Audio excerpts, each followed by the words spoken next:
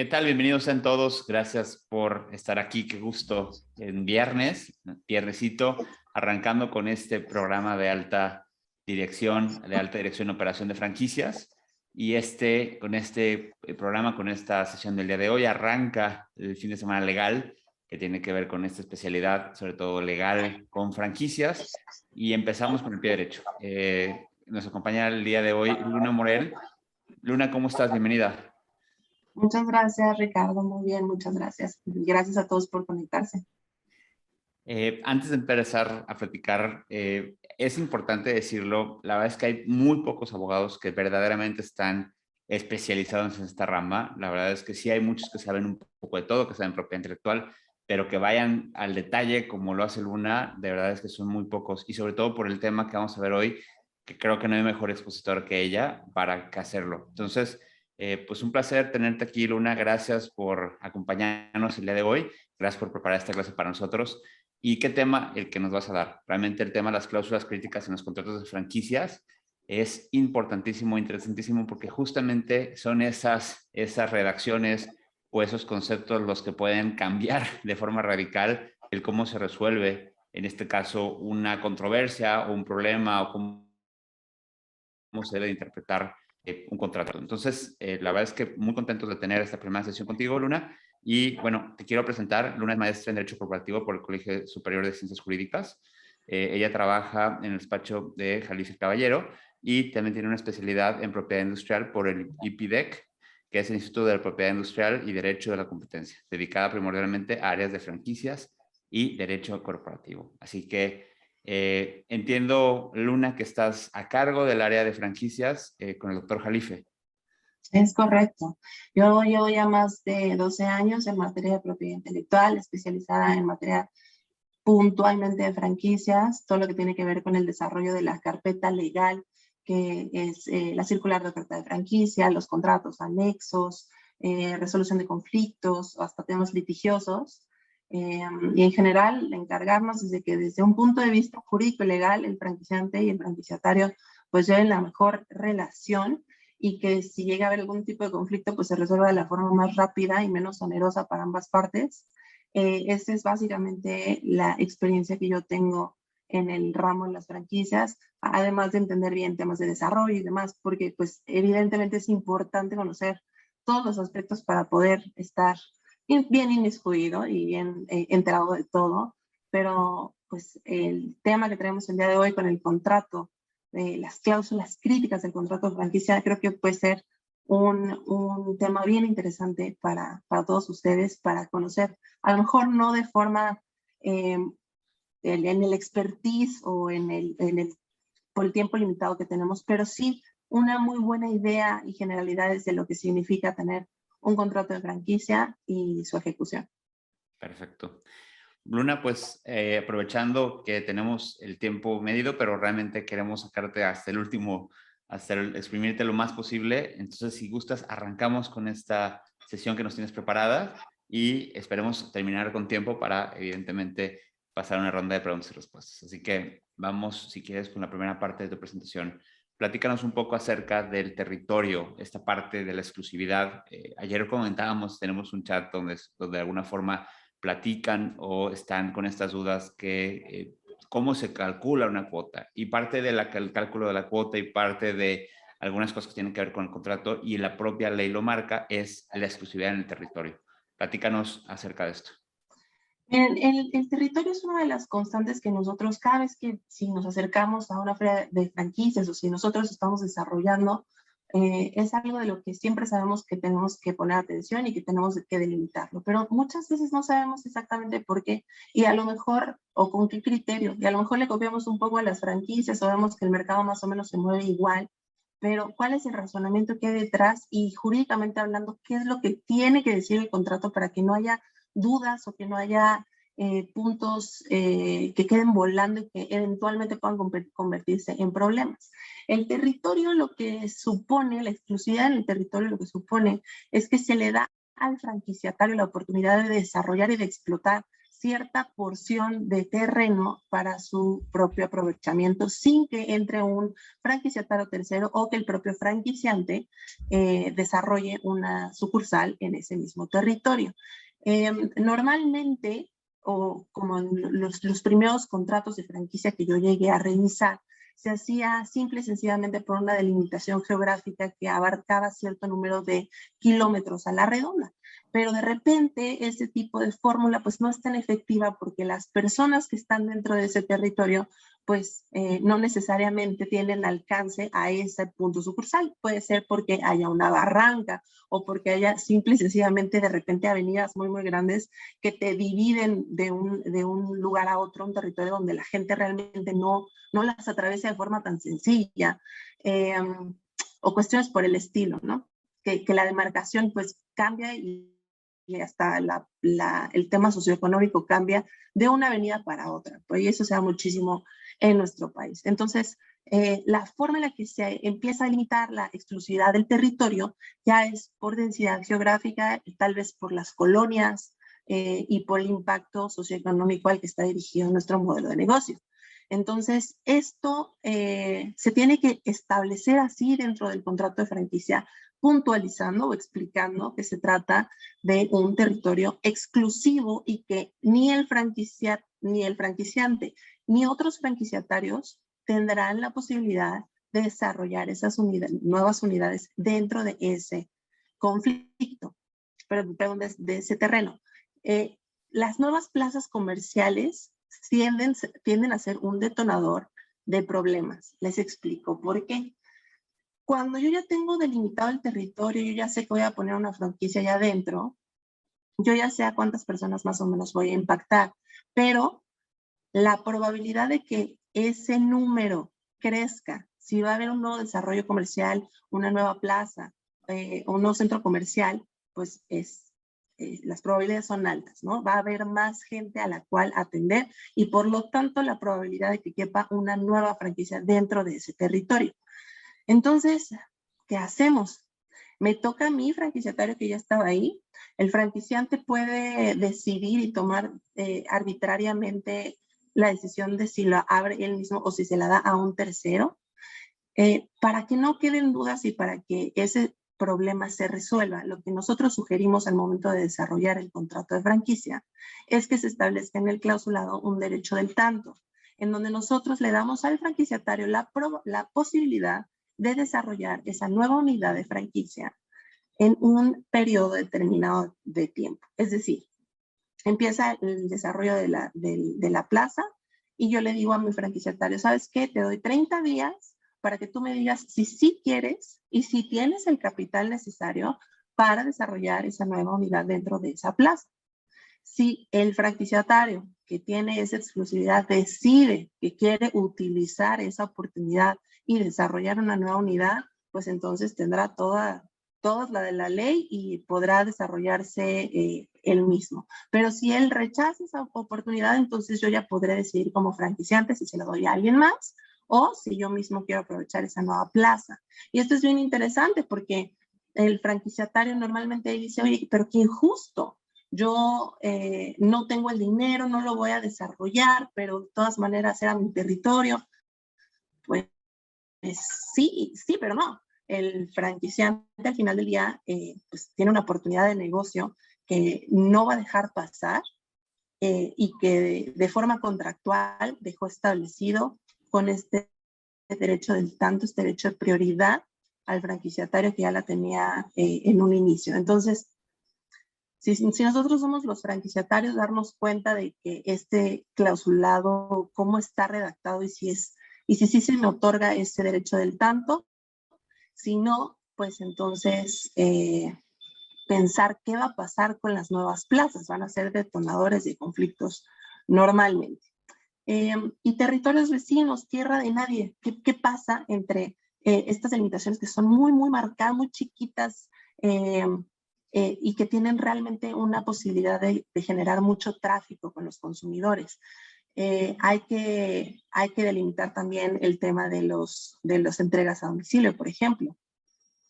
Si mi territorio es solamente para el desarrollo de nuevas unidades o también incluye territorio en el que yo puedo pues poner a disposición de los consumidores la entrega, el delivery por motos o por carros o por cualquier otro medio, ¿no? Estos servicios ahora como Uber Eats o como Rappi para el caso de restaurantes. Esas son nuevas tecnologías que han venido a cambiar y a hacer modificaciones en los contratos para delimitarlo, porque antes pues esto simple y sencillamente no existía, pero pues ahora ya son consideraciones que nosotros tenemos que incluir dentro de los contratos. Sí, qué complicado es este tema porque al final del día y la práctica seguramente te lo ha puesto enfrente.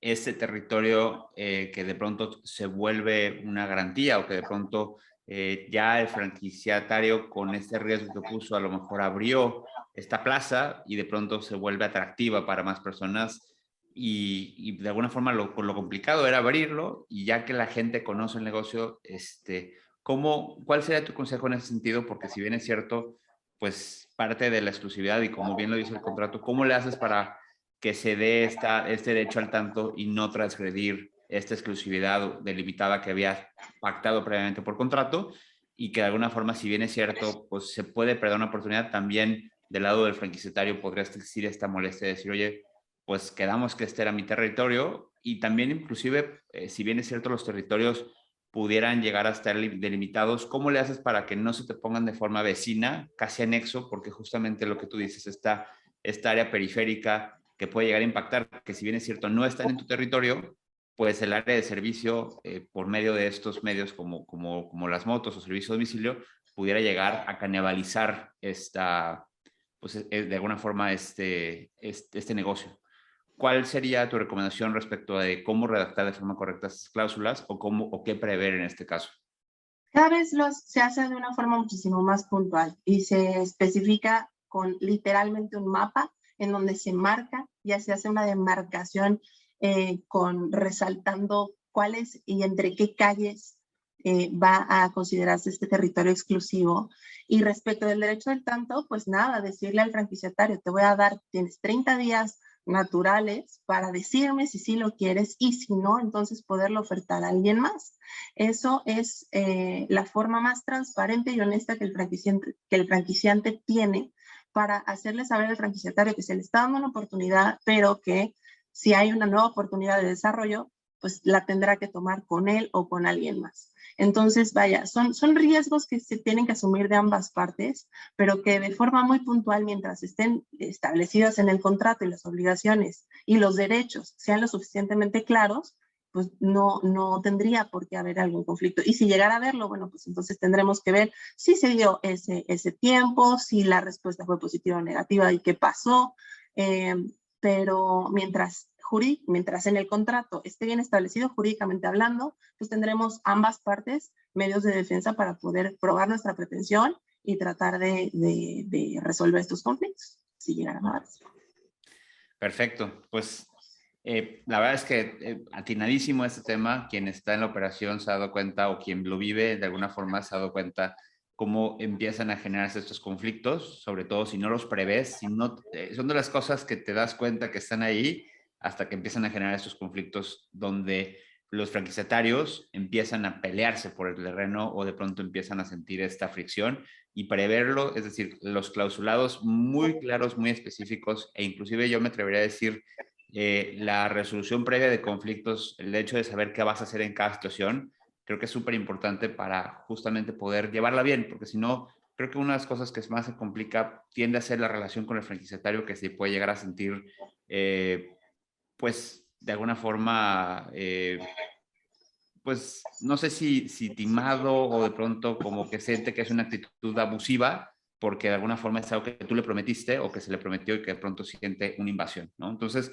creo que hacer énfasis en este tipo de cláusulas es importantísimo para evitarnos problemas, o al menos que decir, ¿sabes qué? Aquí están las reglas desde el principio y así es como se juega, ¿no? Para evitarnos malos entendidos, conflictos, inclusive temáticas legales más complejas. Y sí, sí se tiene que hacer llegar una notificación haciéndole saber al franquiciatario que hay una nueva plaza disponible y ofertándole y diciendo dentro de esa misma notificación cuánto tiempo tiene para dar respuesta y para contestar la petición, si sí queda Me claro. encanta que hagas esa acotación porque la notificación, a veces la gente no hace las inversiones adecuadas para las cosas que pueden llegar a causar problemas.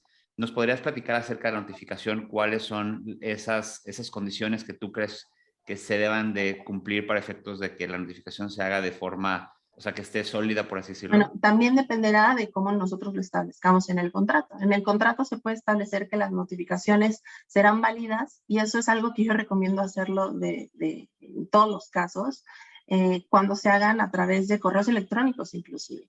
Pero cuando nosotros queremos dar mayor validez y darle una fecha cierta y blindar muy bien estas notificaciones, pues entonces las tendremos que hacer a través de un fedatario público, que puede ser un notario o un corredor público, en donde solicitemos que vaya y que notifique a los franquiciatarios algo que realmente nos pueda poner nerviosos o que sea ya al punto fino para poderle dar una fecha cierta.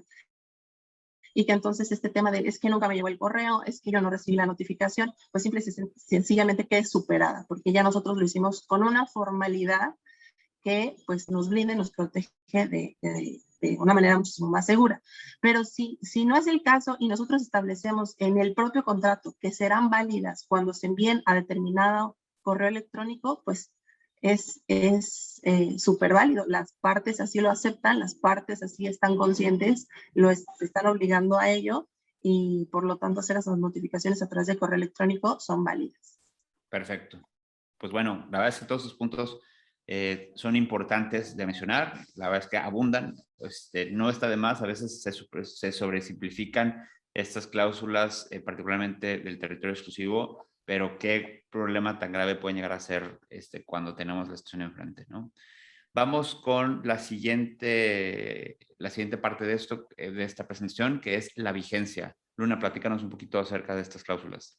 La vigencia es cuando nosotros nos llegan clientes para desarrollarse como franquicia, me dicen, pues mira, de vigencia yo creo que le ponemos unos 8 años. Y yo, bueno, ¿y por qué no 7 o por qué no 9? No, pues es que 9 se me hace mucho y pues se me hace muy poco 7. Pero ¿con base en qué? O sea, no, pues es que vi que una franquicia que más o menos se parece a la mía tiene más o menos esa vigencia. Bueno, ok, está bien fijarse en el mercado, está bien ver qué es lo que están haciendo los otros, pero ¿realmente sabes cómo estás delimitando la vigencia de tu contrato?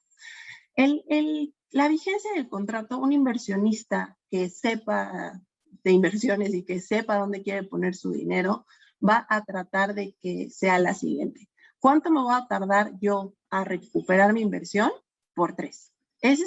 Tendría que ser la vigencia del contrato. De otra forma, supongamos que es decidimos de forma arbitraria que el contrato iba a durar 5 años y yo llego como inversionista a preguntar, oye, ¿cuánto me tardo en recuperar mi inversión?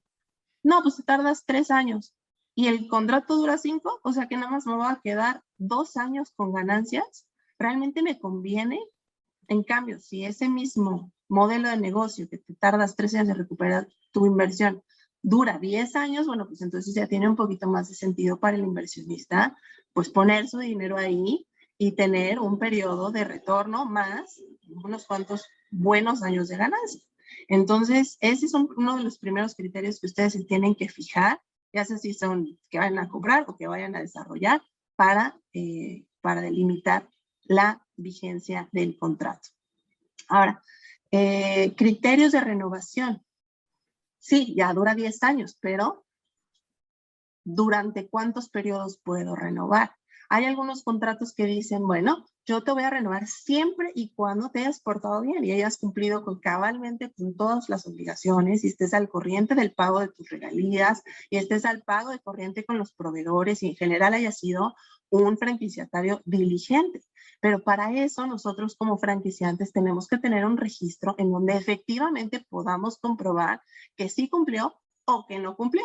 Porque si no cumplió y ha sido más un dolor de cabeza que un buen franquiciatario, pues cuando se termine el contrato, la vigencia natural, lo que vamos a querer hacer es llegar a decirle, ¿sabes qué? Se acabó y yo ya no quiero regresar, yo ya no quiero renovar contigo. Y entonces la otra parte va a decir, ¿pero por qué? O sea, demuéstrame que yo no fui lo suficientemente diligente, ni pagador, ni que estuve en cumplimiento, porque de otra manera, pues yo también me voy a defender, ¿no? O sea, el franquiciatario va a decir, yo también ya le invertí 10 años de mi vida a este negocio y ahora resulta que me lo quieres quitar. Pues por supuesto que no, me voy a tratar de defender. Entonces, durante toda la vigencia del contrato de franquicia y la relación franquiciante-franquiciatario, hay que ir haciéndonos de pruebas, allegándonos de medios de prueba para que nosotros podamos demostrar lo que sea que nosotros estamos tratando de probar. Porque cuando llegan con nosotros como abogados a decirnos, ¿sabes qué? Es que ya no le quiero renovar porque ha sido de lo peor, ha sido un dolor de cabeza. Lo primero que nosotros vamos a decirles es, tienes cómo demostrarlo, tienes las supervisiones en donde diga que todo está mal y que no están cumpliendo con el checklist de lo que deberían. Tienes cartas de los proveedores que digan que no están pagando, que no están cumpliendo. Tienes el reporte contable donde diga que estuvieron en atraso de pago de regalías el 80% de las veces. Y si no se tiene, entonces entramos en un conflicto, entramos en un problema de verdad, en aprietos. No estoy diciendo que sea imposible. Sí, nosotros como abogados vamos a encontrar la forma de rascarle por ahí, de buscar correos y demás, pero va a ser una labor muchísimo más complicada y menos puntual y menos concisa para poder demostrar que ese franquiciatario pues ya no le vamos a renovar por las razones que nosotros estamos diciendo. Entonces, ahí simple y sencillamente como tip, siempre generar pruebas, siempre generar una constancia firmada, correos, comunicaciones, guardarlas. Sé que nos gusta mucho el uso de WhatsApp y de comunicaciones rápidas, pero en medida de lo que lo podamos convertir en comunicaciones escritas y firmadas, hacerlo, porque lo demás, reitero, sí puede servir, pero es muy complicado para nosotros hacerlo valer como debería. Y el último concepto de esta lámina es la renovación revolvente. Es un concepto que a nosotros nos gusta manejar, en donde dependiendo de cómo te vayas portando en cada año, yo decido si ese año te lo doy o te lo quito. Es una fórmula bastante innovadora que de repente puede ser complicada administrativamente hablando de llevar, sobre todo si son muchas unidades, pero que también es bien interesante y un incentivo muy bueno para los franquiciatarios. Y decir, mira, yo máximo te puedo dar 15 años. De entrada te voy a dar 5. Pero si te portas bien el primer año, te lo sumo, entonces te quedan 6. Si el segundo año no te portaste muy bien, entonces ya no te lo sumo acá. Ese ya se te acabó, ya lo gastaste. Si el tercer año sí te portaste bien y cumpliste otra vez con todo, pues entonces te lo vuelvo a sumar. Y así, digamos que incentivamos el comportamiento del franquiciatario hacia el cumplimiento y lo beneficiamos y le damos un beneficio y le estamos regalando años por cada año que él esté en cumplimiento. Y lo topamos a determinado número de años, por ejemplo 15 en este ejemplo que yo estoy poniendo. Les digo, administrativamente hablando puede ser triquiñueloso y un poco complicado, pues porque tienes que llevar un control muy puntual de las actitudes y del cumplimiento de tus franquiciatarios, pero pues al final del día es lo que toca hacer como franquiciante, llevar un récord muy puntual de todas las actividades, actitudes, cumplimientos, incumplimientos del contrato con tus franquiciatarios y no meter el contrato al cajón que se vuelva letra muerta y ya nada más sacarlo hasta que tenemos realmente un conflicto, porque eso de verdad no nos va a ayudar en nada. Tiene que ser el contrato, la guía puntual para conducirse entre el franquiciante y el franquiciatario. No puedo ser más puntual en esto, de verdad. No, está increíble. Creo que a mucha gente que ya se dedica a este tema, seguramente nunca lo me había escuchado. Creo que es algo muy novedoso. Yo creo que me imaginé como un sistema de puntos, ¿no? De palomitas y taches. De pronto es como que, bueno, pues córtate bien, sé puntual y a lo mejor este plazo de 15 años que tú mencionas como un ejemplo, te lo puedo dar o no conforme a cómo te portes, ¿no? Luna, en ese tema, no estoy tan seguro, no recuerdo si lo vamos a ver de forma posterior, pero respecto a la vigencia, Muchas veces la gran duda existe respecto a qué sucede con la unidad de negocio posterior a la vigencia. Sobre todo cuando a lo mejor ya la relación no es tan buena, o incluso cuando la relación es buena, existe una clientela, existe una operación, un know-how, y de pronto nos ha pasado, yo creo que todo el mundo hemos visto que le cambian el letrero a un lugar y de pronto era a color verde y después es color azul, pero venden lo mismo, ¿no? O se dedican al mismo servicio. Y en ocasiones puedes tener que ver con la vigencia, es decir, hay un agotamiento en el tiempo en el contrato, en esta obligación principal, y de pronto dices, ¿sabes que ya no? Y gracias. O a lo mejor se dio de otra forma. ¿Qué crees que es importante respecto a la vigencia o a la finalización de la vigencia respecto a las actividades que se verían llevando, y quién le debe de dar continuidad en caso de que la unidad de negocio siga, ahora sí que operativamente funcional o posiblemente pueda tener una proyección de ventas? Mira, no me quiero un poco comer en los temas que tenemos por delante, el tema de la no competencia, porque ese es tal cual una lámina y algo de lo que les quiero platicar de forma muy, muy puntual, que sería esto que platicas, ¿no? De repente ya le cambié el nombre y los colores, pero prácticamente sigo haciendo lo mismo. Que eso pues tiene y merece un clausulado específico que es el de no competencia.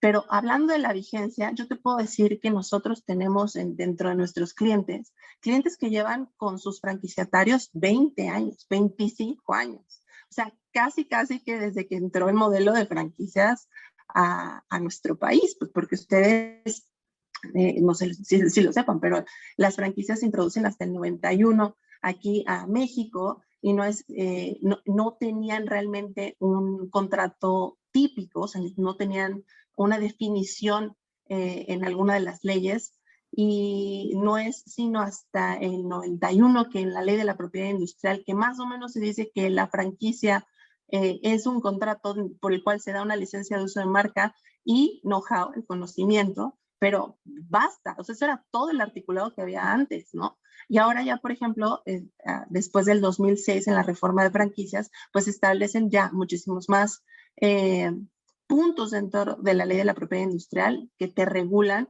temas como, por ejemplo, la vigencia. Y la vigencia puede durar en tanto las partes estén cómodas y el negocio esté funcionando, el modelo de negocio siga funcionando. Entonces, claro que es el mejor interés para los franquiciantes y para los franquiciatarios mantener la relación por tantos años se pueda. Eso evidentemente beneficia al franquiciatario, pues porque va a seguir teniendo sus ingresos y si le sigue yendo bien, como por qué cerrar un negocio que va bien.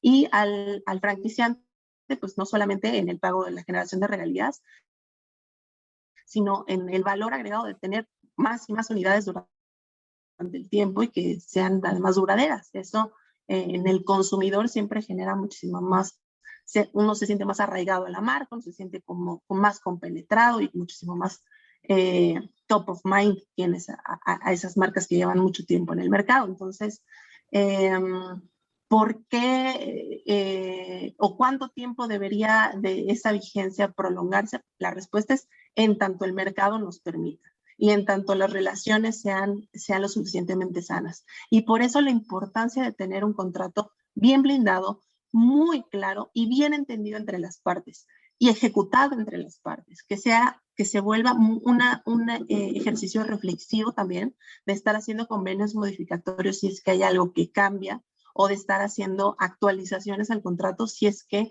las condiciones del mercado o de la propia relación así lo demandan. Así es como se puede prolongar una relación entre franquiciante y Última franquiciatario. pregunta respecto a esto, porque si no se nos va a quedar, no vamos a quedar sin tiempo, pero respecto a la renovación, ¿es prudente generar un contrato nuevo? Es decir, ahora sí que todas las versiones, pensando en digital, la, la franquicia cuando genera, digamos que es la franquicia 1.0, pero conforme va pasando el tiempo, el franquiciante se da cuenta dónde la regó, dónde había un hoyo, qué cambió. Y creo que una renovación no se puede dar simple y sencillamente con el hecho de pensar que vamos a hacer un modificatorio en la cláusula 25X, donde viene la fecha, sino debes En dado caso, ¿crees que es necesario siempre que se vuelva a firmar un contrato o se debe de modificar el que ya existe? No, definitivamente se tiene que darle una buena revisada, porque como ustedes saben, las vigencias no son cortitas, son relaciones largas. Y tú pregúntame hace 10 años si en la legislación existía todo el tema de datos personales, o de antilavado, o de anticorrupción, o lo que pasó ahora con la pandemia. Pregúntame cómo nos tenían a nosotros, a los abogados, modificando las cláusulas de fuerza mayor por todo el tema de la pandemia. Por supuesto que la vida comercial de lo que sucede en la franquicia, más las condiciones de la propia vida en general, pues van modificando la forma en la que las partes interactúan. Y lo que sucede, eso siempre lo digo, lo que sucede desde un punto de vista comercial es lo que tiene que estar reflejado puntualmente en el contrato, en blanco y negro, porque es el idioma que vamos a hablar si hay algún tipo de conflicto. Entonces, tiene que reflejar puntualmente lo que esté sucediendo. Y como los negocios no son estáticos, por supuesto que 10 o 15 años después habrá que hacer modificaciones importantes en donde nosotros rectifiquemos, ajustemos y apretemos tornillos para cumplir no solamente con nuestras nuevas condiciones, sino con los requerimientos de la ley y de la vida que han surgido durante todo ese tiempo. Luna, me va a morder la lengua y me voy a retractar porque José Luis Coria te acaba de poner una buena pregunta respecto a la cuota de renovación. Cuando existe, es conocido que cuando existe el término de una franquicia, es decir, la cuota inicial de franquicia cubre algunos de los servicios y generalmente la intención de esto es pues, pagar una contraprestación por la adquisición de la franquicia, pero también por los servicios de capacitación, de puesta en marcha, etc. En el caso de la renovación, ¿debe existir o cuál es el parámetro que debemos de pensar para efectos de una potencial cobro de una cuota de renovación? No hay un parámetro que la ley te exija y que desde un punto de vista de ley te diga tiene que ser el 30% de la cuota vigente o el 50% de la cuota vigente. No, realmente no existe. Tú podrías inclusive determinar volver a pagar el 100% de la cuota vigente en ese momento para las renovaciones. Pero la realidad es que comercialmente hablando no tiene mucho sentido, sobre todo si es un buen franquiciatario con el que quieres seguir trabajando. Entonces, lo que haces es cobrar un porcentaje que normalmente va del 30 al 50% de las cuotas iniciales vigentes en ese momento. Perfecto, gracias. ¿De qué? Vamos a la siguiente etapa que tiene que ver con las regalías y los pagos. Adelante. Bueno, regalías y otros pagos. Aquí, todos los componentes del costo de la franquicia, hay que entenderlos, dividirlos y proyectarlos cuando nosotros estamos buscando a los inversionistas. Porque muchas veces está el malentendido en el que el inversionista cree que la cuota inicial de la franquicia es el monto total de la compra de la franquicia. Y sí es cierto que hay algunas franquicias llave en mano que te dicen, por este monto total, yo te dejo el local listo para que tú abras al día siguiente, ya no tienes que invertir un peso más. Pero con excepción de esas franquicias que se llaman franquicias llave en mano, pues el resto de las franquicias te cobran una cuota inicial por el uso de la marca y por el uso de los manuales y por apartarte del territorio, digamos, como toda esta labor de poder pertenecer al sistema de franquicia, pero además, pues tienes que considerar los montos totales de inversión para la puesta en marcha del negocio, desde el arrendamiento, la compra de insumos, equipamiento, pago de licencias, permisos, servicios, seguros, etcétera. Entonces, estos componentes del costo de la franquicia tienen que ser lo suficientemente claros al momento de yo pues aventar mi oferta hacia los inversionistas. La circular de oferta de franquicia, que es un documento que la ley te exige que tú entregues 30 días antes de la firma del contrato, estos componentes, pues para transparentar el costo final. Ahora, las regalías, la tercera parte de mis utilidades. Esta es otra. ¿Cómo definimos cuánto es lo que nosotros vamos a estar cobrando de regalías? Porque de repente, si nosotros supongamos que tenemos un 30% de utilidad, que sería ya muy bueno en un negocio, un 30% es muy alto. Me voy a ir muy optimista. Tenemos ya el 30% y mis regalías son del 10%, pues ya es una tercera parte de mi utilidad. Entonces, es triquiñueloso poder hacer esta fórmula de definir cuánto es lo que yo voy a tener que pagar de regalías, porque tampoco puedo basarlo en lo que la competencia está haciendo.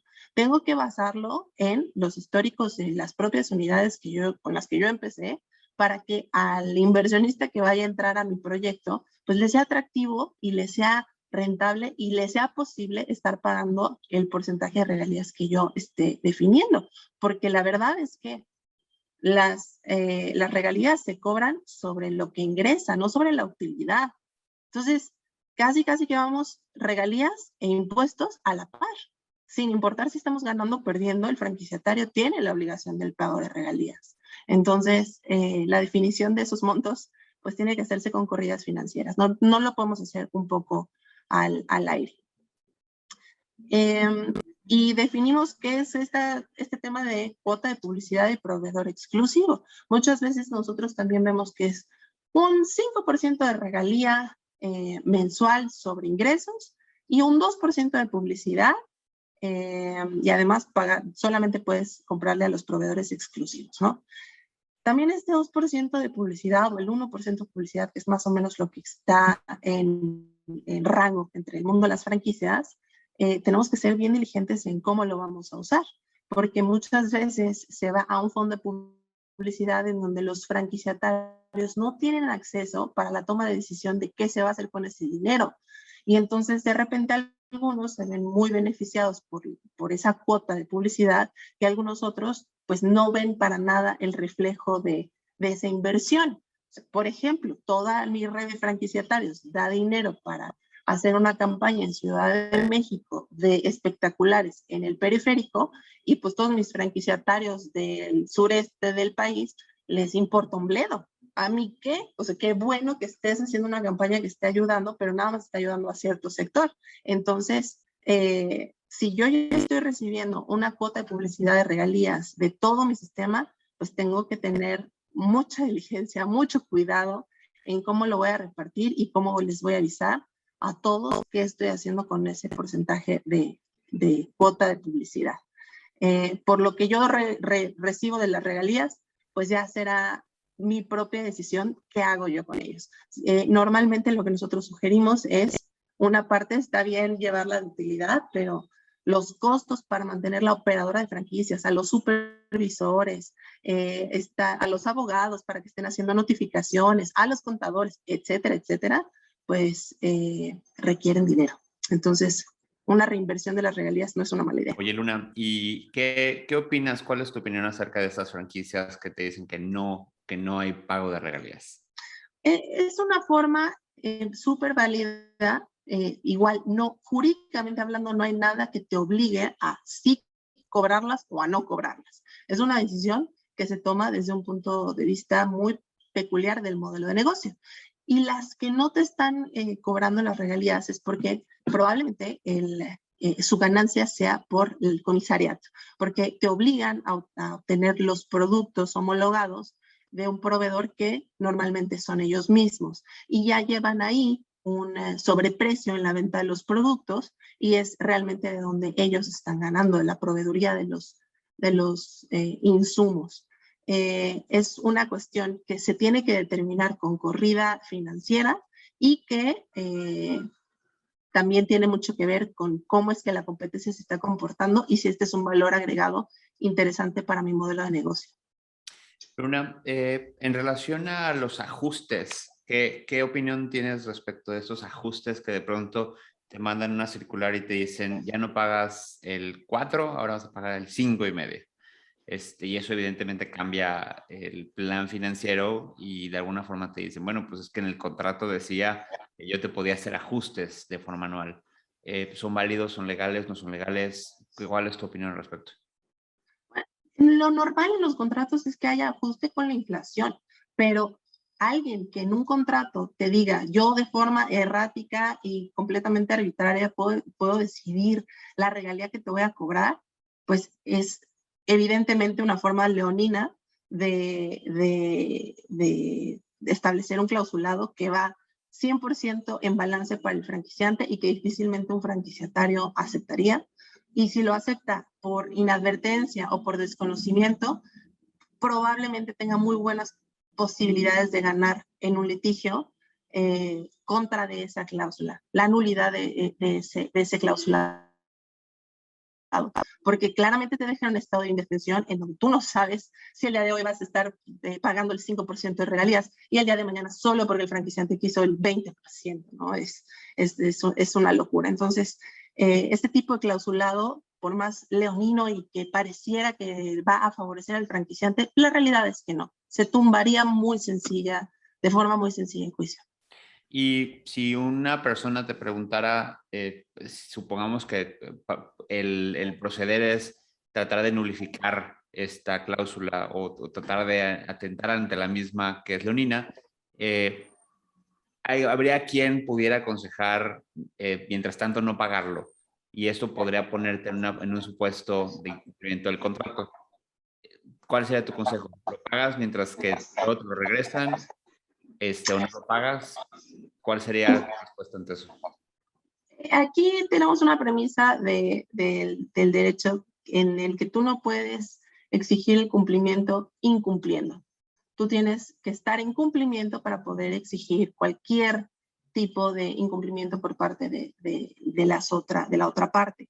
Pero ya hablando desde un punto de vista litigioso, si tú estás en este estado de indefensión y además el pago de regalías es enorme, pues lo que se hace es que se solicita que se suspenda en ese momento esas obligaciones en tanto se resuelve el juicio. Es como ponerle pausa y decir, en esta parte yo te pido, juez, que suspendas esta obligación, pues porque es completamente desproporcionada y me está afectando, yo ya no la puedo pagar. Entonces, resuelve en este momento dejar esta obligación en suspenso, en tanto se resuelva el resto del juicio. Esa ya es una parte muchísimo más técnica y que tiene que estar, dependerá también mucho de la pericia legal de cada una de las partes que defiendan su punto, pero en general, y sin entrar en el detalle de qué pasaría en ese supuesto ya hablando en un juicio, pues sí hay buenas probabilidades de que te tumben una cláusula con esa naturaleza. Perfecto. Vamos ahora sí a la no competencia. La no competencia me encanta la no competencia. Yo podría hablar y hacerles una sesión de 3 horas solamente de no competencia, porque hay muchas líneas, mucha desinformación, muchos mitos. Ya vamos a tomar la palabra.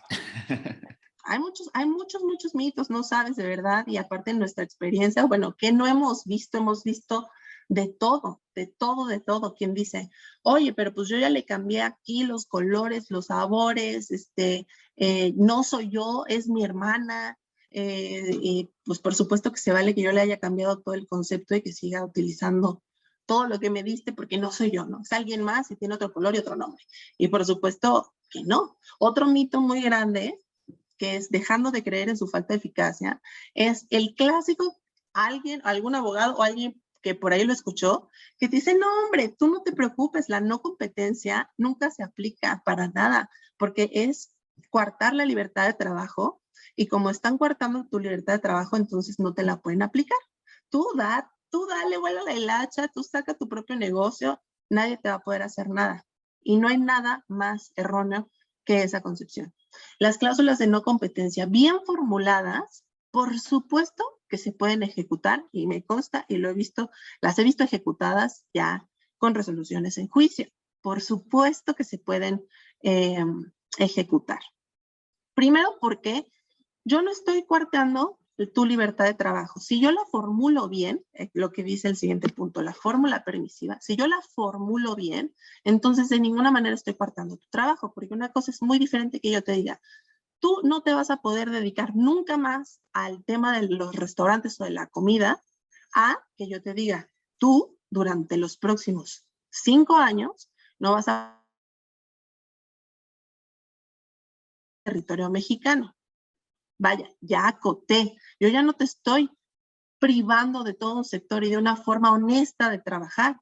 Yo simple y sencillamente estoy procurando que tus actitudes parasitarias y de robo de secretos industriales se lleven parte del know-how y de todo el desarrollo de conocimiento que yo te di en el momento en el que tú adquiriste la franquicia por un periodo determinado en un territorio determinado y para determinadas actividades que son muy puntuales.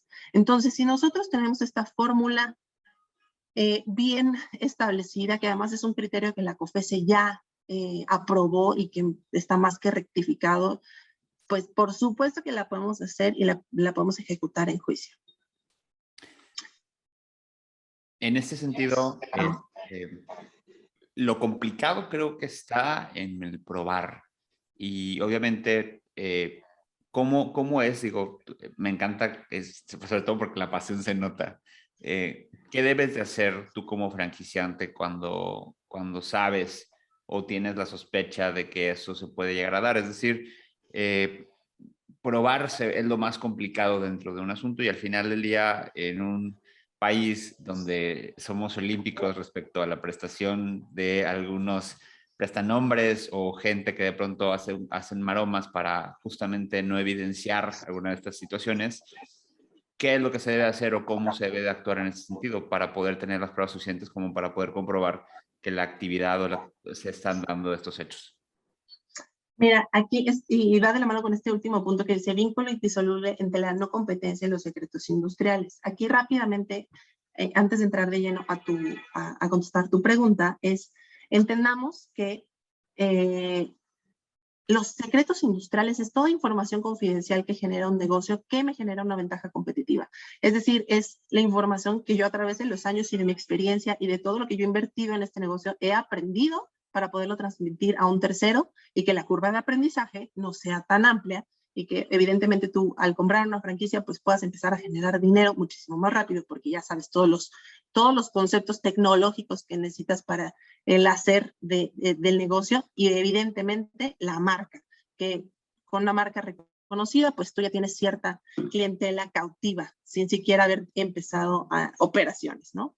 Entonces, cuando yo digo, no te voy a permitir competir por determinado tiempo en determinado lugar y por determinado concepto en particular, también significa que si lo haces no solamente estás teniendo esta actitud desleal, sino que estás en el aprovechamiento ilícito de toda la información confidencial y de secretos industriales que yo te proporcioné al momento de entregarte los manuales, por ejemplo, o de las capacitaciones. Entonces, no, cuando nosotros detectamos que existe una operación no autorizada o que se está cambiando el giro del negocio para tratar de sacarnos a nosotros franquiciantes de la jugada, pues lo que tenemos que empezar a hacer es inmediatamente a levantar fe de hechos, a indagar ese negocio, si se queda en el mismo lugar, en el mismo local, pues evidentemente hay una presunción muy alta de que se tratan de las mismas personas. Y evidentemente los franquiciatarios lo van a intentar hacer por terceras personas. Pero una redacción buena del clausulado de la no competencia no solamente va a incluir a los socios o a los franquiciatarios, sino interpósita persona que pudiera servir para efectos de no soy yo, fue mi mamá, fue mi vecino. Porque claramente nosotros podemos encontrar la forma de vincularlos. Claramente hay presunciones grandes si se queda, por ejemplo, en el mismo lugar. Y siempre hay cabos sueltos por ahí que nosotros como abogados podemos encontrar para encontrar la trazabilidad entre los actos y la no competencia. Otra vez, José Luis Coria está te estás entrando en unas preguntas buenísimas. Y en ese sentido, ¿cuál es la extensión razonable o cuál es la extensión legal que puede tener un pacto de no competencia? Es decir, relativo en el tiempo, ¿por cuánto tiempo estoy limitado? Y podemos pensar que sigue siendo un acuerdo legal. 5 o 10 años es razonable, es en promedio lo que nosotros utilizamos para los acuerdos de no competencia. Perfecto. Adelante. Vamos ahora a el tema de los sistemas de solución de controversias. Ok. ¿Qué pasa? Sistema para resolución de controversias. Uno de los capítulos también importantes o largos dentro de los contratos de franquicia son, bueno, incumplimientos, sanciones, penas convencionales, qué va a pasar si ya no nos llevamos muy bien y cuáles van a ser las reglas del juego para pelearnos. Muchas veces nos hemos topado con que son franquicias que vienen del extranjero y dejan la jurisdicción en el país de donde son originarios. Y evidentemente eso nos pone en un terreno desconocido, nos saca de nuestra cancha y pues vamos a ir a jugar de visitantes con todas las de perder y además de una forma muchísimo más onerosa. Entonces, siempre fijarnos que la jurisdicción del contrato sea en donde se vaya a desarrollar la franquicia o en donde esté la central. Por ejemplo, si estamos hablando de todo territorio mexicano y tengo franquicias en toda la República, bueno, puedo concentrar la jurisdicción en tribunales de Ciudad de México, porque entonces eso facilita mucho al equipo legal que vaya a llevar tus temas, pues que pueda concentrarlos en los tribunales de una misma ciudad y no tenga que estarse desplazando para poder ir a litigarlos a cada uno de los estados, que eso también es muy común. Oye, voy a abrir todo el Bajío, el franquiciatario te va a decir, bueno, vamos a dejar la jurisdicción de acá. Yo como franquiciante la pelearía y diría, donde esté mi firma legal, en mi cancha, en donde yo me sienta cómodo, ahí es en donde quiero dejar la jurisdicción para poder jugar como local. Luego, tenemos los arbitrajes a modo. Los arbitrajes a modo, de por sí, el tema del arbitraje, pues como abogado de repente tiende a ser un poco delicado, porque el arbitraje al momento de que resuelve y da un laudo, que sería la resolución del arbitraje, pues ya es único, definitivo y final, ¿no? Ya no hay ningún otro sistema de apelación respecto de los laudos, entonces digamos que nada más tenemos esa sola oportunidad para poder hacerlo. Y si nosotros pactamos estos arbitrajes a través de la Cámara de la asociación de quienes hacen alitas, cosas así, que se puede pactar, pues claramente vamos a tener a un juez que tiene la balanza pues bastante desbalanceada, ¿no? Que está bastante, puede estar inclusive coludido y si nosotros lo aceptamos así, pues ya vamos de perder. Y privilegiar mediación y tribunales nacionales.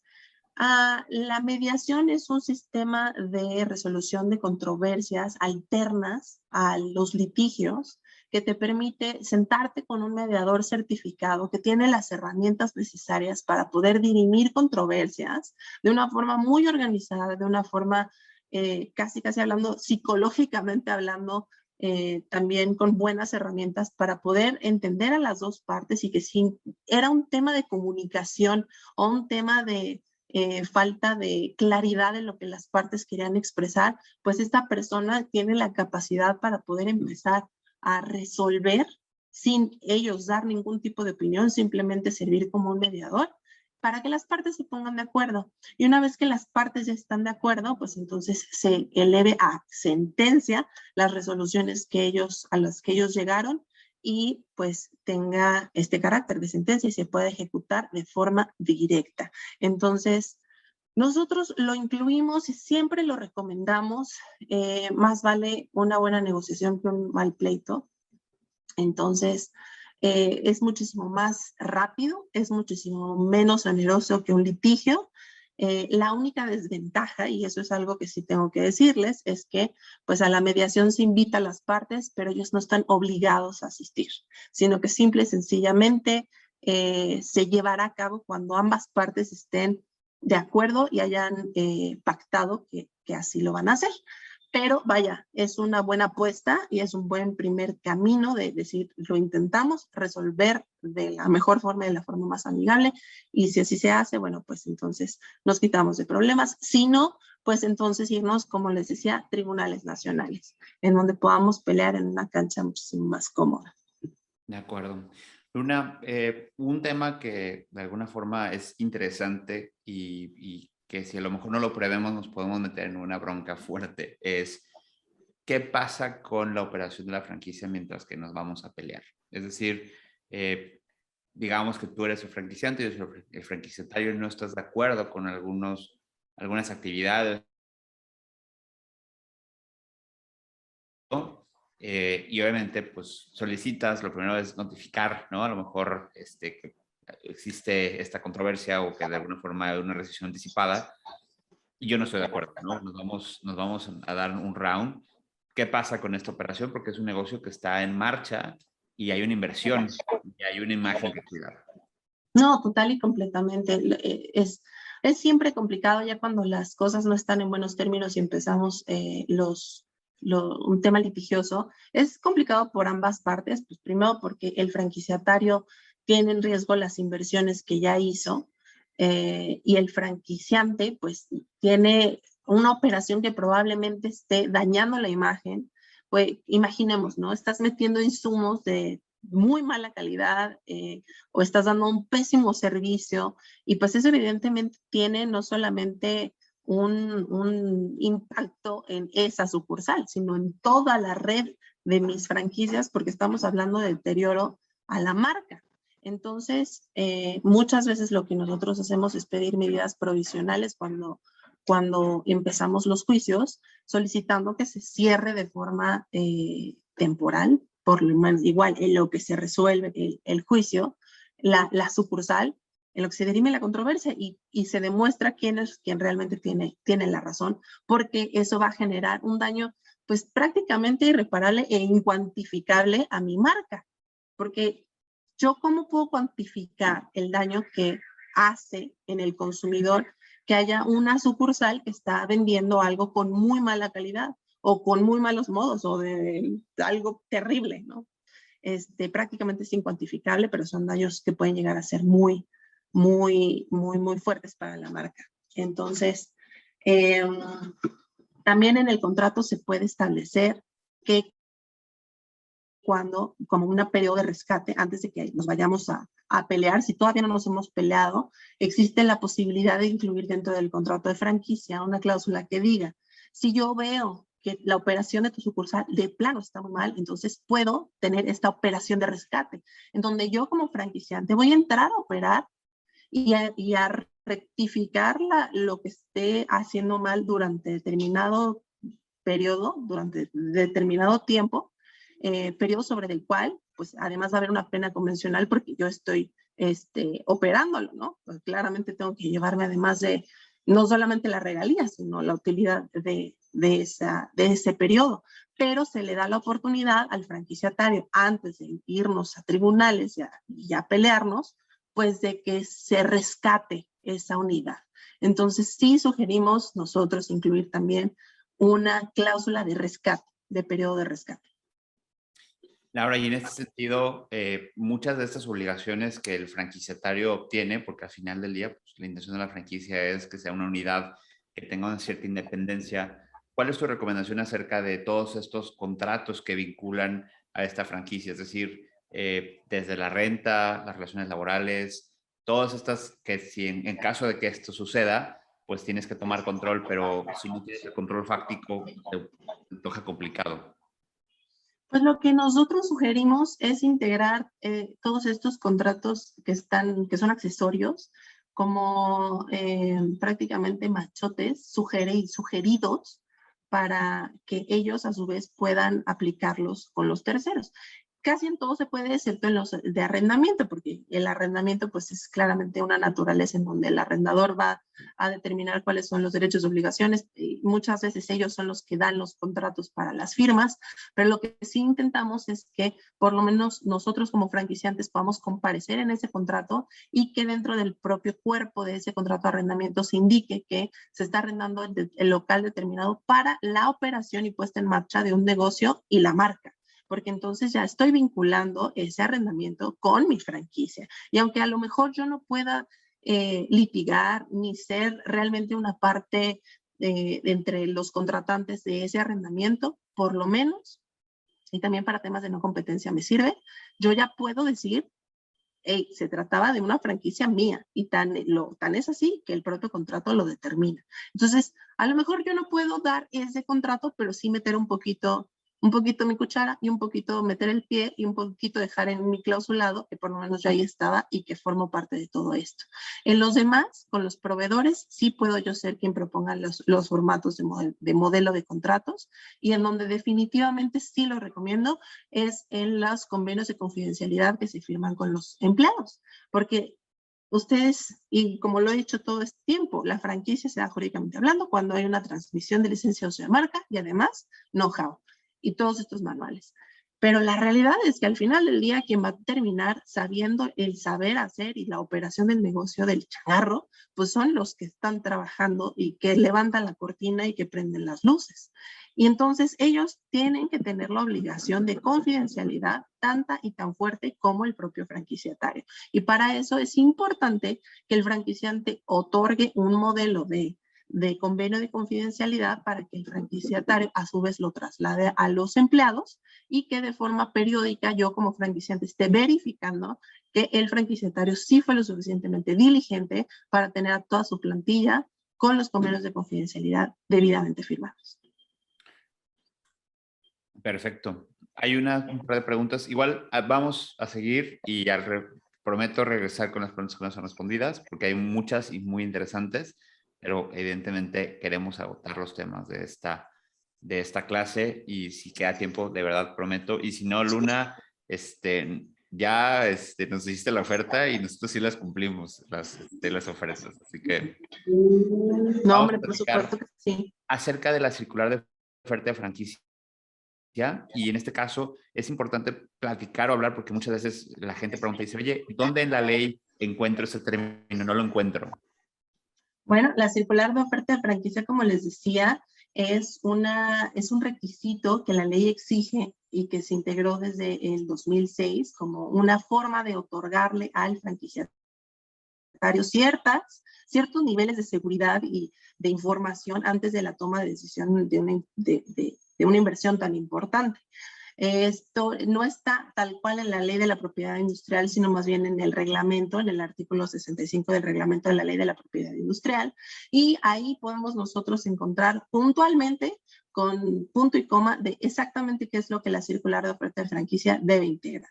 Mi sugerencia como abogada en ese aspecto es pues dar la información que ahí se requiere de una forma muy clara, muy puntual y sí entregar la circular con los 30 días de anticipación que se solicitan en la ley, porque es muy usual y muy común que no se entregue y que al momento de la firma del contrato simple y sencillamente se declare que sí se le entregó con 30 días de anticipación.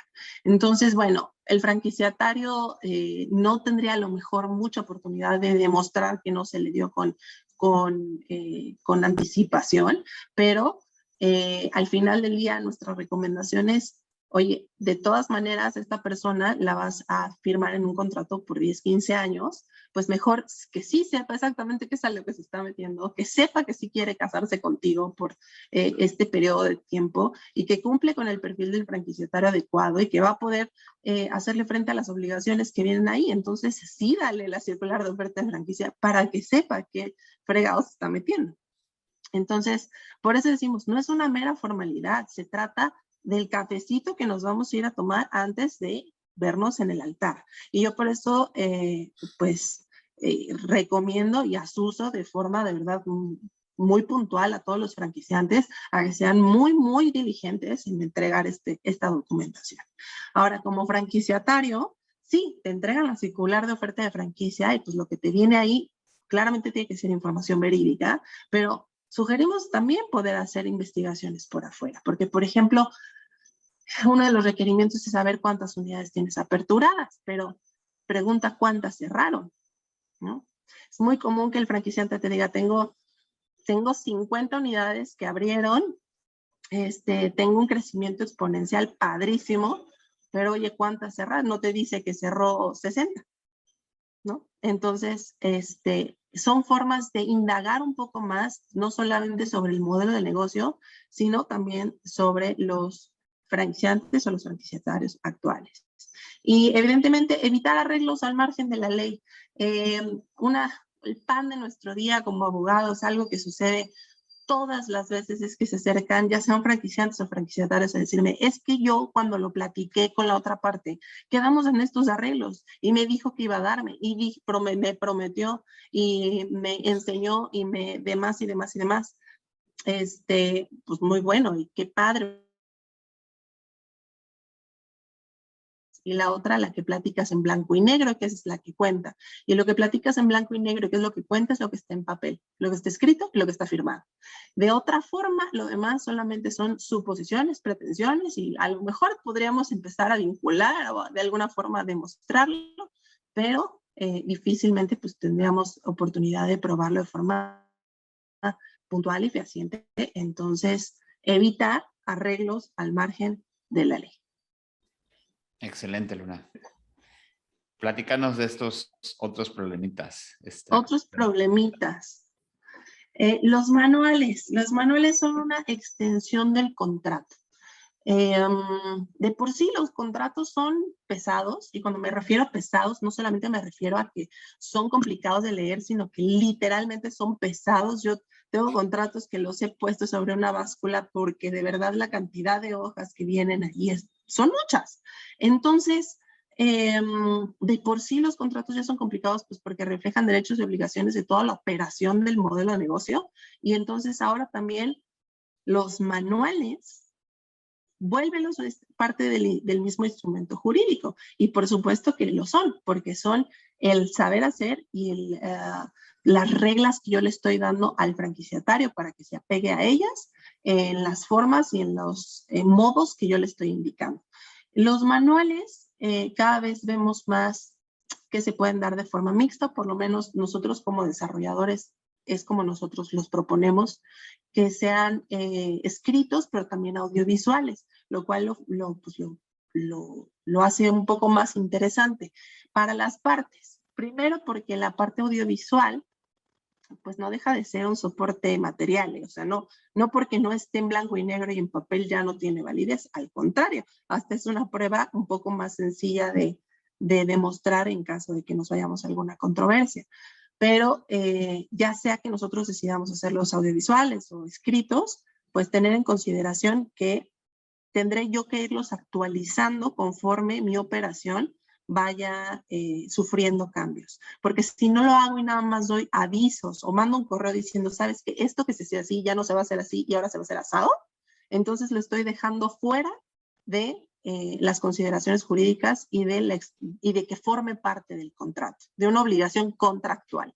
Entonces, nada, tener esto en consideración. Si voy a hacer modificaciones en mis manuales, hacerlos de forma puntual y entregar y hacer el intercambio de esos manuales para que el franquiciatario esté obligado a acatarlos. Bases de datos. Mis clientes no son mis clientes.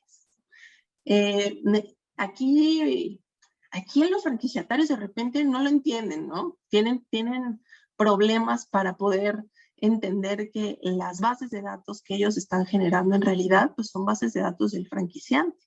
Y claro que es completamente válido y claro que es completamente razonable, pues porque el franquiciante, al darle el know-how y al darle la marca, pues es que está generando esta base de datos. Y es muy usual, muy común ver que si hay algún tipo de conflicto, pues el franquiciatario diga, yo me llevo a los clientes que yo generé, porque mi trabajo me costó. Pues sí, tu trabajo te costó en la parte operativa, pero esos clientes no hubieran llegado a ti si no hubiera sido por mi marca y si no hubiera sido por toda la expertise que yo te compartí. Entonces, lo dejamos establecido también en contrato para que no haya la menor duda y de que en caso de que ya haya una separación entre el franquiciante y el franquiciatario, pues el franquiciante se quede con todas las bases de datos. Buenísimo. La verdad es que todos estos tips no tienen desperdicio. Creo que Luna vas increíble, la verdad estoy muy contento. De verdad tomen nota porque todo esto que le está diciendo Luna no son problema, perdón por lo que voy a decir, hasta que no son problema, y no te vas a dar cuenta de lo que eso significa si no lo prevés de forma anticipada en el contrato. Vamos ahora con estos otros problemitas que nos comentas. Otros problemitas, remodelación de local, ¿quién asume el costo? ¿Y cada cuánto tengo que remodelar el local? Ustedes no se imaginan la cantidad de problemas que nosotros tenemos con esto, porque la remodelación del local no solamente se da cuando ya hay un deterioro evidente del equipamiento o del local. Ahí es muy evidente, tienes que hacer la remodelación, pero las remodelaciones también se pueden hacer cuando hay un cambio de imagen corporativa en la marca. Y entonces puede ser que tus cosas, tu local, tu parrilla, tus insumos, a lo que sea que te dediques, esté todavía en buenas condiciones, pero que tengas que hacer las remodelaciones para poder adecuarte a la imagen corporativa de la marca. Y que entonces tú digas, oye, pero llevo 2 años, todo funciona, todo está bien. Sí, pero una parte fundamental de las franquicias es la estandarización, no solamente en la forma en la que operan, sino en cómo se ven. Y si hay que hacer estas modificaciones de forma institucional, entonces hay que hacerlas. Normalmente los franquiciantes, en esos casos, con los que llevan muy poco tiempo con su equipamiento, pues hacen ciertas concesiones y dicen, bueno, no lo hagas inmediatamente, pero sí te doy un plazo de 2 años para que vayas poco a poco haciendo las modificaciones para homologarte con el Trade Dress y cómo es que se ve el local. Otra de las cláusulas que nosotros sugerimos siempre integrar para los franquiciantes, que es muy benéfica, es decir, que el franquiciatario tendrá la obligación de apartar el 20%, no de demostrarlo ni de dárselo al franquiciante, pero de apartarlo para, para casos de remodelaciones. Y que entonces cuando llegue el franquiciante, la marca, a decir que es momento de hacer estas renovaciones, entonces no salgan con la vieja clásica de, pues es que yo no sabía que esto podía pasar y no tengo dinero, entonces no lo voy a hacer. ¿Cómo no? Tú aquí en el clausulado de tu contrato tienes la obligación de tener, de prever el 20% de tus ingresos para temas de remodelación. Pero de verdad es un conflicto muy usual, muy común, mucho más de lo que ustedes se pueden imaginar y que normalmente surge cuando las franquicias ya llevan mucho tiempo. Los franquiciantes a veces no se ponen a pensar en esto porque están empezando, tal vez, y entonces están preocupados de otros temas, no están pensando en qué va a pasar con la remodelación dentro de 15 años, pero 15 años les van a llegar a la vuelta de la esquina, se los prometo, y en ese momento ustedes van a decir, si hubiera puesto en el contrato que tenían que ahorrar un poquito para la remodelación, porque se me pasaron volando y ahora no tienen dinero, ¿no? Pena convencional por salida anticipada por bajo rendimiento. Aquí este es otro de las cláusulas que también siempre es escabroso tanto para el franquiciante como para el franquiciatario, ¿no? El franquiciatario dice, a ver, espérate, voy a tener una pena convencional si tengo que hacer la terminación anticipada de mi contrato, ¿cómo por qué? Bueno, depende. Si es por causas ajenas al franquiciatario, en donde de verdad, no sé, supongamos en el terremoto de 2017, esto lo vimos mucho, en el terremoto de 2017 de repente hubo locales que quedaron terriblemente afectados y pues no podían seguir operando. Entonces, o se hace la reubicación del local o se da por terminado de forma anticipada, pues porque es un dolor de cabeza para el franquiciatario y para el franquiciante. Y no es sostenible seguir con un modelo de negocio y se convierte en una cárcel para las dos partes. Entonces, lo mejor es poder tener clausulado muy puntual y específico en donde determines cuál va a ser el proceso de terminación anticipada en caso de que las partes ya no puedan sostener el modelo de negocio. Eso, lo que estoy diciendo del terremoto, bueno, es muy evidente, pero la realidad es que también hay algunos franquiciatarios que de forma errática y arbitraria, de repente dicen, ya no quiero continuar. Entonces tú dices, espérate, yo tenía una cierta expectativa en tiempo y una inversión y mi operador está trabajando en función de que tu establecimiento funcione y tú de la nada, simple y sencillamente quieres salirte, que muchas veces es por temas de no competencia, ¿no? Que van de la mano, pues porque ya tengo ganas de hacer yo mi propio negocio y de darle la vuelta y ya no pagarte regalías. Entonces, si ese es el caso, pero por supuesto que voy a establecer una pena convencional por salidas anticipadas. Y entonces, de alguna u otra manera, como si fuera un arrendamiento, de alguna u otra manera vas a tener que compensar por el periodo que dejaste de operar. Tenerlo también muy presente y no olvidar este tipo de cláusula en los contratos. Okay. Entonces, en este caso, el bajo rendimiento se podría dar por la no operación o también podría darse por la baja operación o el bajo rendimiento en la operación, es decir, que no estés llegando a los mínimos o que de alguna forma el desempeño no sea el que estabas esperando o el mínimo. Sí, pero como te digo, Ricardo, depende de a causa de qué. Si es causa de diligencia o falta de... sí podemos hacer el cobro de la pena convencional, pero la realidad es que también de repente hay bajos rendimientos por circunstancias ajenas a las partes, en donde por un terremoto, porque se decidió de repente el ayuntamiento hacer una nueva carretera entre el local y el resto de la humanidad y ya no llega nadie. Ese tipo de cuestiones que se salen del control tanto del franquiciatario como del franquiciante, pues sí califican como un bajo rendimiento, pero no necesariamente llevarán aparejada la pena convencional. Es casuístico y hay que revisarlo de caso. Perfecto. Sin embargo, evidentemente hay que contemplarlo. Eso sí. A ver, pues vamos a estas 5 lecciones aprendidas. Estas 5 lecciones aprendidas. El primero es tómese su tiempo, pregunte, compare, analice, consulte y negocie. No le haga el trabajo al franquiciante y atienda escrupulosamente el contrato. Y cuando digo escrupulosamente es de verdad cada línea de ese contrato, entenderlo, saber qué, no solamente qué significa, sino a qué me está comprometiendo. Muchas veces cuando nos sentamos con abogados, el abogado dice, es cosa de abogados. No te preocupes, sí lo dice el contrato, pero no te lo voy a aplicar. O sea, sí dice ahí que es una pena convencional, pero no te la voy a aplicar. O sí dice ahí que yo tengo la obligación de hacer esto, pero en realidad en la práctica lo hacemos de una forma diferente. Bueno, lo que dice, reitero, lo que dice el contrato, mi lenguaje en blanco y negro es el que va a gobernar la relación entre el franquiciante y el franquiciatario. Entonces necesitamos estar seguros de que todo lo que está ahí contenido es la forma puntual en la que lo vamos a aplicar. Amén. ¿Qué otra?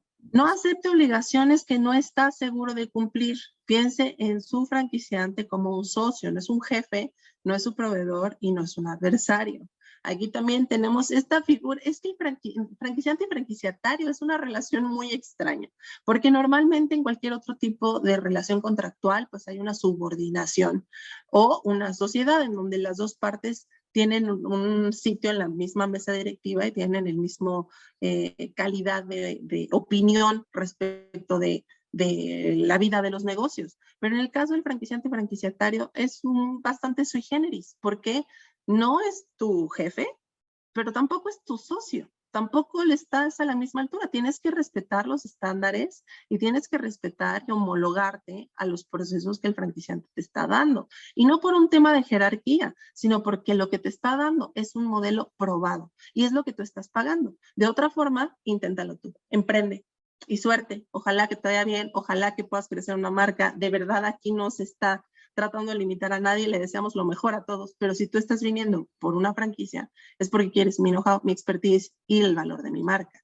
Entonces, eso tiene cierto peso específico y reglas al momento de determinar qué es lo que se hace y por qué se hace, ¿no? No es un tema de imponerse nada más porque sí, es porque es un modelo probado. De acuerdo. Luna, tenemos muchísimas preguntas, varias, y gracias a Dios que también tenemos tiempo para contestar a muchas de estas y me encantaría hacértelas llegar si es posible, ¿no? Adriana nos pregunta que qué sucede si el franquiciatario pone todo el esmero y sigue la parte técnica de todos los listados y simplemente no se dan las ventas favorables. Sobre todo supongo que tiene que ver con esta cláusula de bajo rendimiento, ¿no? Y creo que también aunado a esto, y sobre todo esto que dices, en esta relación de ida y vuelta, se pueden llegar a dar incumplimientos de ambas partes, que no son tan grandes como para pensar que se acabó para siempre, pero sí son suficientemente grandes como para preguntar cómo es que me exiges, con qué cara me exiges cuando tú en el pasado me has quedado mal, ¿no? Platícanos un poco cómo se resuelven esas dos cosas.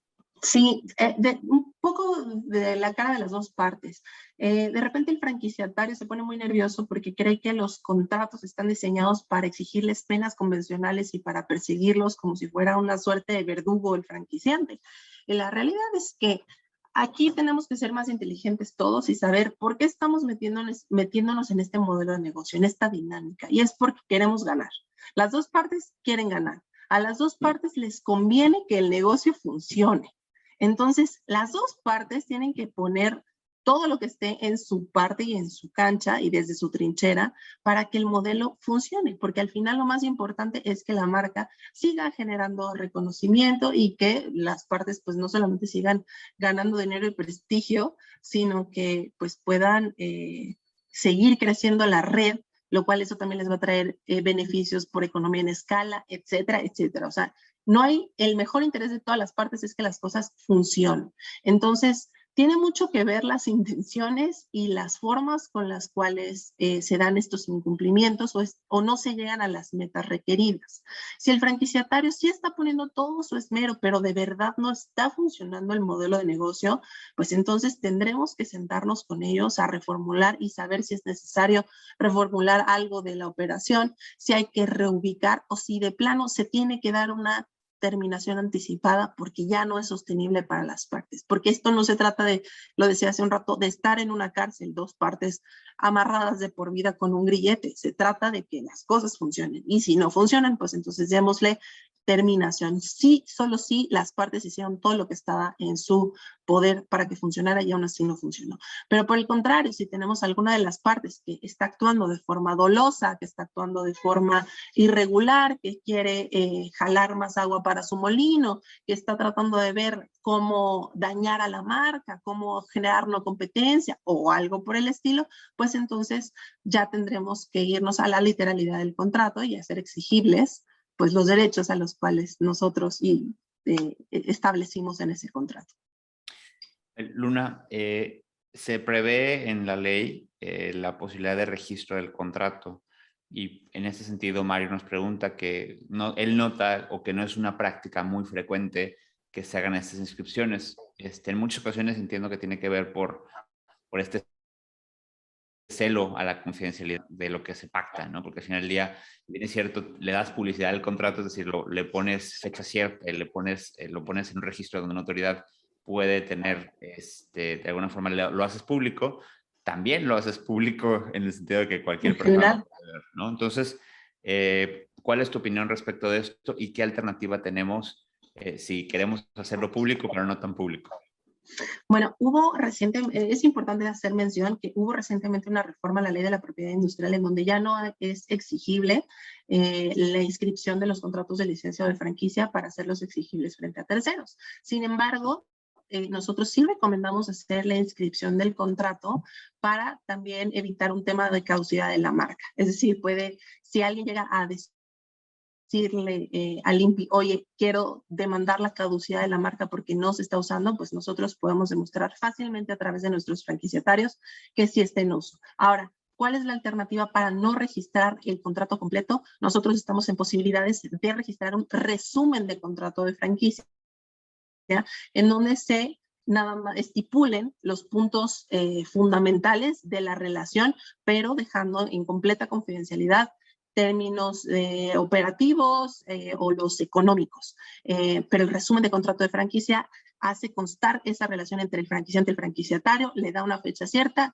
y eso es completamente válido en el INPI porque es importante recordar que lo que se hace es un depósito y el INPI, aunque tiene facultades para resolver sobre ciertos aspectos entre franquiciantes y franquiciatarios, ellos no determinan la validez del contrato, sino simplemente lo depositan dentro de su sistema, pero no se manifiesta sobre el contenido. Entonces, esa es una alternativa bastante buena y óptima para poder tener lo mejor de todos los mundos. En pocas palabras, una versión pública para quien la quiera ver, pueda ver que existe una relación, pero no puede ver los detalles de la misma. Exactamente. Perfecto. Pues prácticamente hemos llegado al final de esta sesión. Estamos muy agradecidos contigo, Luna. Sí te tomamos la palabra. Te queremos de vuelta, queremos que nos hables de la no competencia y estamos muy agradecidos de que te hayas dado el tiempo de preparar esta presentación y la verdad es que lo hiciste de forma magistral. Así que muchísimas gracias, Luna, por acompañarnos